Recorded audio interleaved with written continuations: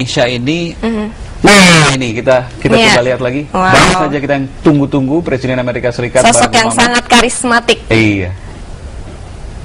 Mungkin kita dengarkan dulu audionya, sudah terdengar atau belum ini? Nah, ini dia. Luar biasa. Terima kasih. Thank you so much. Thank you everybody. Selamat pagi.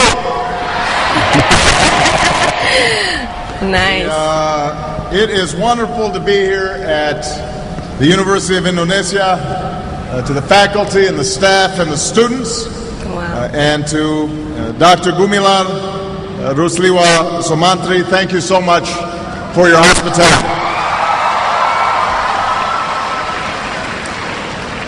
Assalamualaikum dan salam sejahtera.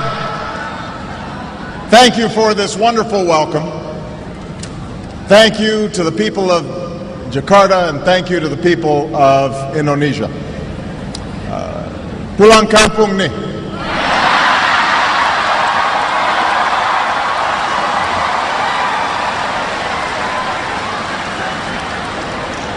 I am so glad that I made it back to Indonesia and that Michelle was able to join me. We had a couple of false starts this year, but I was determined to visit a country that's meant so much to me. And unfortunately, this visit is too short, but I look forward to coming back a year from now when Indonesia hosts the East Asia Summit.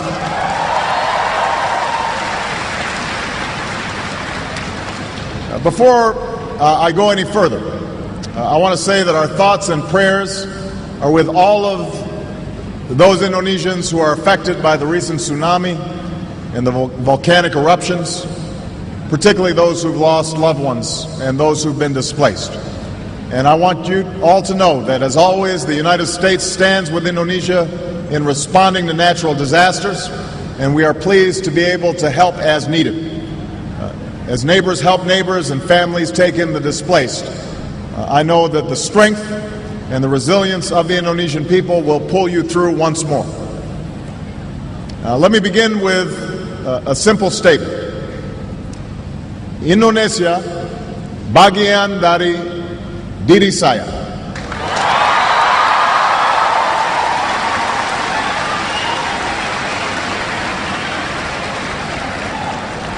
I first came to this country when my mother married an Indonesian named Lolo Sutoro. And as a young boy, I was coming to a different world. But the people of Indonesia quickly made me feel at home. Jakarta looked very different in those days. The city was filled with buildings that were no more than a few stories tall. This back in 1967, 68, most of you weren't born yet.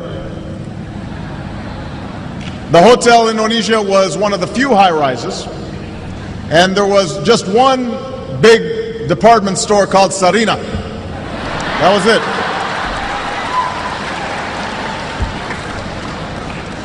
Becaks and Bemos, that's how you got around.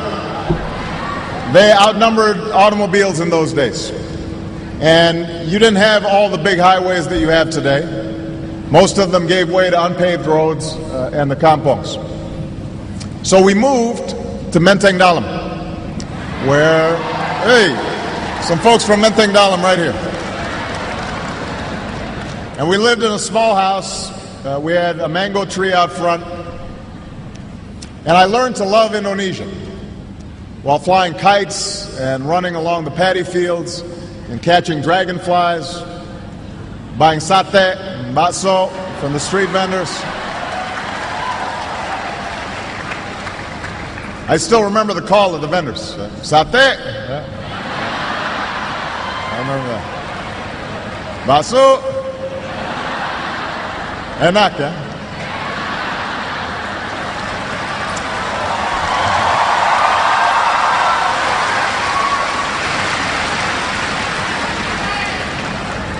But most of all, I remember the people. The old men and women who welcomed us with smiles, and the children who made a foreign child feel like a neighbor and a friend, and the teachers who helped me learn about this country. Because Indonesia is made up of thousands of islands and hundreds of languages and people from scores of regions and ethnic groups. My time here helped me appreciate the common humanity of all people. And while my stepfather, like most Indonesians, was raised a Muslim, he firmly believed that all religions were worthy of respect.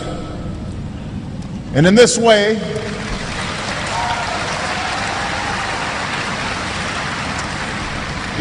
he reflected the spirit of religious tolerance that is enshrined in Indonesia's constitution and that remains one of this country's defining and inspiring characteristics.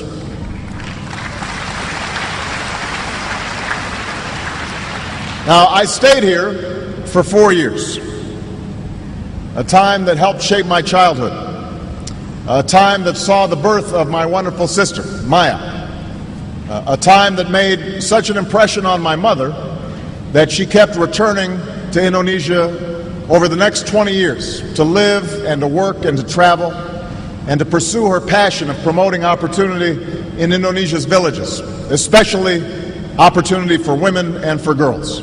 And I was so honored. When President Yudhoyono last night at the state dinner presented an award on behalf of my mother, recognizing the work that she did. And she would have been so proud because my mother held Indonesia and its people very close to her heart for her entire life.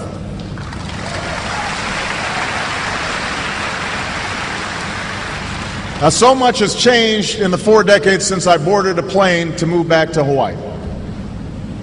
If you asked me or any of my schoolmates who knew me back then, I don't think any of us could have anticipated that one day I would come back to Jakarta as the President of the United States.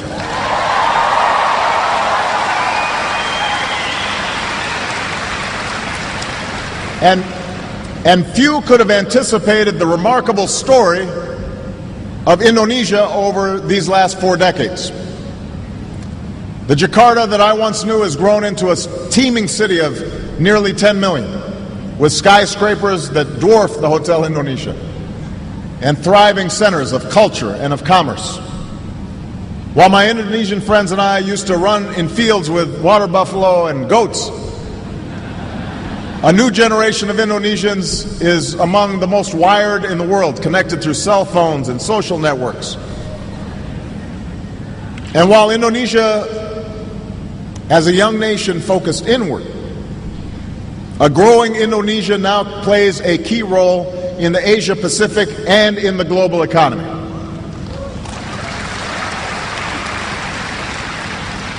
Now, this change also extends to politics.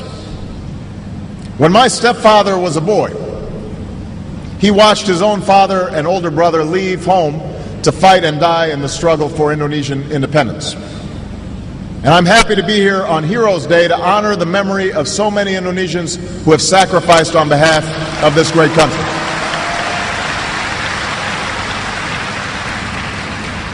When I moved to Jakarta, it was 1960.